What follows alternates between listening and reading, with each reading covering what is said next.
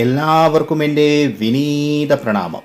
ശ്രീ വിശ്വ വാസ്തുവിദ്യ എന്ന എളിയ ചാനലിലേക്ക് നിങ്ങളെ സ്നേഹപൂർവ്വം സ്വാഗതം ചെയ്യുന്നു.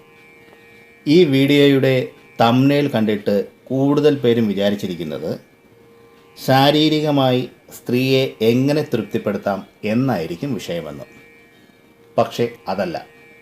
ചോദ്യം ഇതാണ്: ഒരു സ്ത്രീ ഏത് കാര്യത്തിലാണ് സന്തുഷ്ടയാകുന്നത്? ഈ ചോദ്യം തന്നെ വളരെ മോശമായി പോയി എന്ന് തോന്നുന്നവർ തീർച്ചയായും ഇത് മുഴുവനും കാണുക. പിന്നെ എപ്പോഴും അതേ ചിന്തയിൽ മുഴുകിയിരിക്കുന്നവർ ഭർതൃഹരിയുടെ വൈരാഗ്യ ശതകം ഒന്ന് വായിക്കുക. ആ തോന്നലും അതിനോടുള്ള ആർത്തിയും കുറഞ്ഞു കിട്ടും. ബ്രഹ്മചാര്യത്തെപ്പറ്റിയുള്ള വീഡിയോകൾ ഇട്ടതിന് ശേഷം ഏറ്റവും കൂടുതൽ ഫോൺ കോളും സന്ദേശങ്ങളും വരുന്നത് എനിക്ക് സ്വയംഭോഗം ചെയ്യുന്ന ഒരു ശീലമുണ്ട്, എത്ര നിയന്ത്രിക്കാൻ ശ്രമിച്ചിട്ടും നിർത്താൻ പറ്റുന്നില്ല, എന്താണ് ഞാൻ ചെയ്യേണ്ടത് എന്ന്. അതിനെപ്പറ്റിയെല്ലാം ഒരുപാട് കാര്യങ്ങൾ മുമ്പ് വീഡിയോകളിലൂടെ പറഞ്ഞിരുന്നു. പിന്നെ ആര് എന്ത് ഉപദേശം നൽകിയാലും സ്വയം തീരുമാനിച്ചാലേ ചില ദുശീലങ്ങളെ നമുക്ക് ഉപേക്ഷിക്കാനാവൂ എന്ന ഒരു സത്യം ആദ്യം മനസ്സിലാക്കുക. ഞാൻ ഈ ഭർതൃഹരിയുടെ കാര്യം പറഞ്ഞത് ഇതിനു മുമ്പുള്ള ഒരു വീഡിയോയിൽ ശ്രീ ഭർതൃഹരിയെ പറ്റിയുള്ള വിവരണങ്ങൾ തന്നിരുന്നു. അദ്ദേഹം എങ്ങനെയാണ് ഒരു വൈരാഗിയായി മാറിയതെന്ന്. അദ്ദേഹം രാജനീതി അഭ്യസിക്കുന്ന കാലത്ത് 100 ശ്ലോകങ്ങൾ രചിച്ചു. മന്മഥ കേളിയിൽ മുഴുകിയിരുന്നപ്പോൾ ആ വിഷയത്തിലും 100 ശ്ലോകങ്ങൾ എഴുതി. ഒടുവിൽ തപസ്യയായിരുന്നപ്പോൾ ആ വിഷയത്തിലും 100 ശ്ലോകങ്ങൾ എഴുതി. ഇവയാണ് യഥാക്രമം നീതിശതകം, ശൃംഗാരശതകം, വൈരാഗ്യശതകം. ഈ 300 ശ്ലോകങ്ങൾ കൂടി നീതി, ശൃംഗാര, വൈരാഗ്യ ശതകത്രയം എന്നാണ് അറിയപ്പെടുന്നത്. ഈ ശതകങ്ങളിലെ ശ്ലോകങ്ങളും അതിൻ്റെ വ്യാഖ്യാനങ്ങളും അറിയാൻ നിങ്ങൾക്ക് താല്പര്യമുണ്ടോ? അടുത്ത വീഡിയോകളിലൂടെ പറയട്ടെ. നിങ്ങളുടെ അഭിപ്രായം എന്താണ്? ഒന്ന് കമൻറ്റ് ബോക്സിൽ എഴുതുക. ഇനി ഈ അദ്ദേഹത്തിലെ വിഷയത്തിലേക്ക് വരാം. ശ്രദ്ധയോടെ മുഴുവനും കേൾക്കുക. എങ്ങനെയാണ് ഒരു സ്ത്രീയെ സന്തുഷ്ടയാക്കുക? അല്ലെങ്കിൽ ഒരു സ്ത്രീ സന്തുഷ്ടയാകണമെങ്കിൽ പുരുഷനിൽ നിന്ന് അവൾക്ക് എന്താണ് വേണ്ടത്? ഈ ചോദ്യം സാധാരണ ആരോട് ചോദിച്ചാലും അവരുടെ മനസ്സിൽ ആദ്യം വരുന്നത് ലൈംഗികതയെ തന്നെ ആയിരിക്കും. ഈ ചോദ്യത്തിനുത്തരം ഒരു കഥയിലൂടെ പറയാൻ ശ്രമിക്കാം. പണ്ട് ഹർഷവർദ്ധൻ എന്നൊരു രാജാവുണ്ടായിരുന്നു. നീതിമാനും ബുദ്ധിമാനും ധർമ്മിഷ്ഠനുമായിരുന്നു അദ്ദേഹം. ഒരിക്കൽ അയൽ രാജ്യം ഹർഷവർദ്ധൻ്റെ രാജ്യത്തെ പെട്ടെന്ന് കടന്നാക്രമിച്ചു.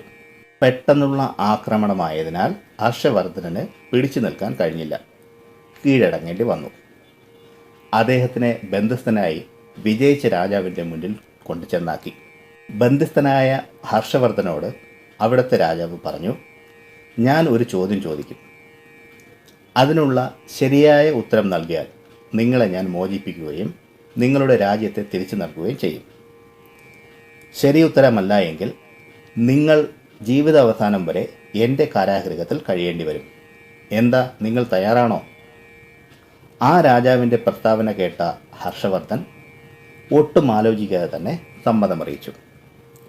രാജാവിനോട് ചോദിച്ച ചോദ്യം ഇതാണ്: ഒരു സ്ത്രീക്ക് പുരുഷനിൽ നിന്ന് ഏത് വിധത്തിലുള്ള സന്തുഷ്ടിയാണ് വേണ്ടത്?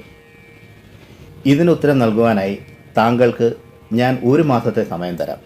ചോദ്യം കേട്ടപ്പോൾ തന്നെ രാജാവിൻ്റെയും മനസ്സിൽ ആദ്യം വന്നത് മറ്റുള്ളവരുടെ മനസ്സിൽ വന്നത് തന്നെയാണ്.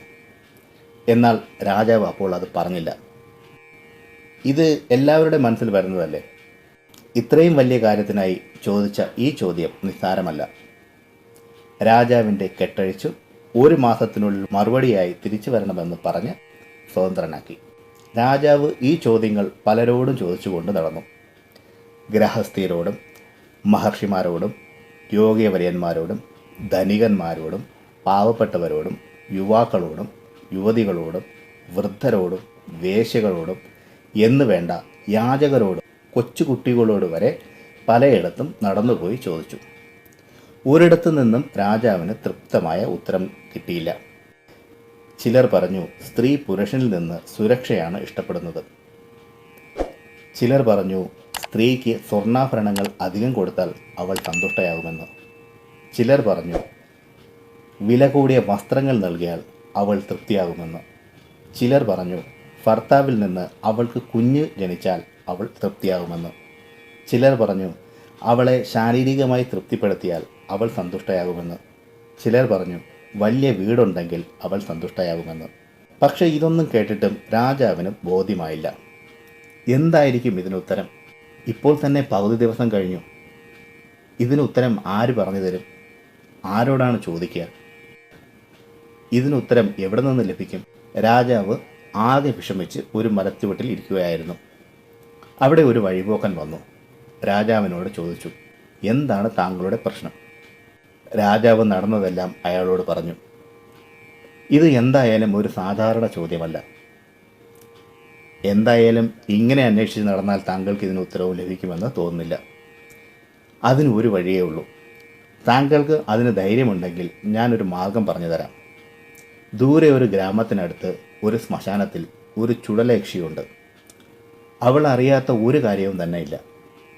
താങ്കൾ അവിടെ പോയി അവരെ സാധനയിലൂടെ പ്രത്യക്ഷപ്പെടുത്തിയാൽ അവളിൽ നിന്നും താങ്കൾക്ക് ഇതിന് മറുപടി ലഭിക്കും. രാജാവ് മറ്റൊന്നും ആലോചിക്കാതെ അവിടെ പോയി കർമ്മങ്ങൾ ചെയ്ത് ചുടലയക്ഷിയെ പ്രത്യക്ഷപ്പെടുത്തി. അവളോട് ആ ചോദ്യം ചോദിച്ചപ്പോൾ അവൾ ചിരിച്ചുകൊണ്ട് മറുപടി പറഞ്ഞു, ഉത്തരം ഞാൻ പറഞ്ഞു തരാം. അതിന് പകരം നീ എന്നെ വിവാഹം കഴിക്കണം. രാജാവിന് തൻ്റെ രാജ്യത്തെയും രക്ഷിക്കണം, തന്നെയും രക്ഷിക്കണം എന്നോർത്ത് അതിന് സമ്മതിക്കുകയും വിവാഹം കഴിക്കുകയും ചെയ്തു. അതിനുശേഷം ആ യക്ഷിണി ആ ചോദ്യത്തിന് മറുപടിയായി പറഞ്ഞത്, ഒരു സ്ത്രീ സ്വയം നിർണയമെടുക്കാനുള്ള സ്വാതന്ത്ര്യത്തെയാണ് എപ്പോഴും ആഗ്രഹിക്കുന്നത്. ഒരു പുരുഷന് അവൾക്ക് സ്വാതന്ത്ര്യത്തെ നൽകാൻ കഴിഞ്ഞാൽ ആ പുരുഷനിൽ അവൾ സന്തുഷ്ടയാകും. അല്ലാതെ അവൾക്ക് മറ്റെന്ത് നൽകിയാലും എത്ര നൽകിയാലും അവൾ സംതൃപ്തയാവില്ല.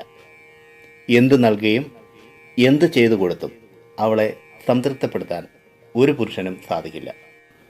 കൂടുതൽ ഇതിനെപ്പറ്റി വിവരണം വേണ്ടല്ലോ. രാജാവിന് അത് കേട്ടപ്പോൾ തൃപ്തമായി. അദ്ദേഹം വേഗം തന്നെ ആ രാജ്യത്തിലെ രാജാവിനോട് പോയി ഈ ഉത്തരം പറഞ്ഞു. അവിടുത്തെ രാജാവ് പറഞ്ഞു, കുറേ നാളായി ഞാൻ അന്വേഷിച്ച് നടന്നൊരു ചോദ്യത്തിൻ്റെ ഉത്തരമാണ് താങ്കൾ എനിക്ക് നൽകിയത്. എനിക്ക് വളരെ തൃപ്തിയായി. ഹർഷവർദ്ധനന് രാജ്യം തിരിച്ചു നൽകുകയും ആദരവോടെ മടക്കി അയക്കുകയും ചെയ്തു. രാജാവ് തിരിച്ച് യക്ഷിണിയുടെ അടുത്തെത്തി.